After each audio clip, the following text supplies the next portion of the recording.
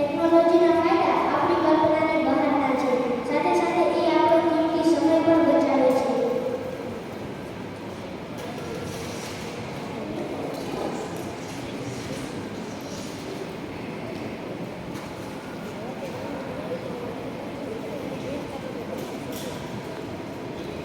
હાલમાં આપણા ઘરમાં આપણને યાદ પંખો, AC, TV, washing machine, mobile phone આ ઉપકરણો ખૂબ જ ઉપયોગી છે. મોબાઈલ